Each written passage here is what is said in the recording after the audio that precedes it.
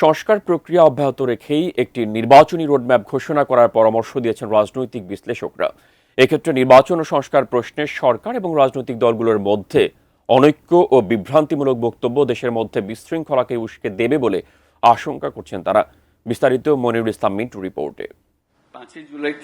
অন্তর্বর্তী সরকারের প্রধান উপদেষ্টা কিংবা অন্য উপদেষ্টাদের সঙ্গে বিএনপি ও সমমনা দলগুলোর নেতাদের নানা সময়ে আন্তরিক হাস্যোজ্জ্বল দেখা গেলেও নির্বাচন ও সংস্কার নিয়ে দূরত্ব ধীরে ধীরে স্পষ্ট হচ্ছে।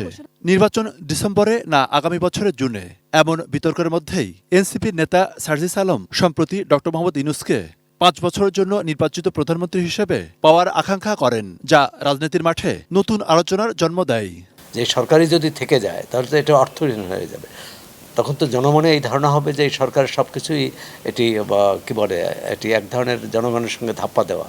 আর নিশ্চয়ই অন্তর্বর্তী সরকারের যারা দায়িত্বে আছেন তারা সেটি চান না। এই রাজনৈতিক বিশ্লেষকরা মনে করছেন, সংস্কারের যে সুযোগ তৈরি হচ্ছে তা কাজে লাগাতে হবে।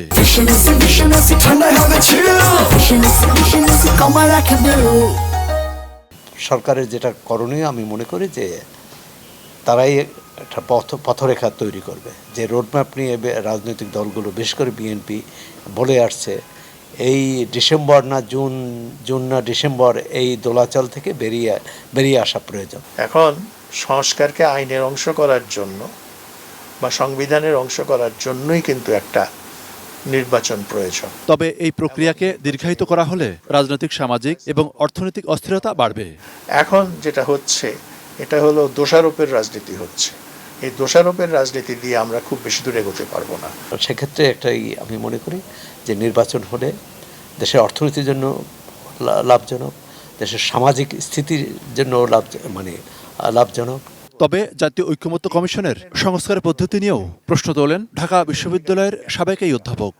সাংবিধানিক বিষয়গুলো বা রাষ্ট্রীয় গুরুত্বপূর্ণ বিষয়গুলো টিক চিহ্ন, ক্রস চিহ্ন, হা চিহ্ন, না চিহ্ন দেওয়ার ব্যাপার নয়, এগুলো আলোচনার বিষয়। সম্প্রতি নিউ ইয়র্ক টাইমসে বাংলাদেশে উগ্রবাদ উত্থানের আশঙ্কা নিয়ে প্রতিবেদনটি ভাবমূর্তিকে প্রশ্নবিদ্ধ করতে পারে বলে মনে করেন সিনিয়র সাংবাদিক Sourav Hasan. New York Times ঈদের পরদিনই যে রিপোর্ট করলো, সেই রিপোর্ট তো আমাদের জন্য খুব আনন্দের নয়। Monirul Islam Mintu, ATN news, Dhaka.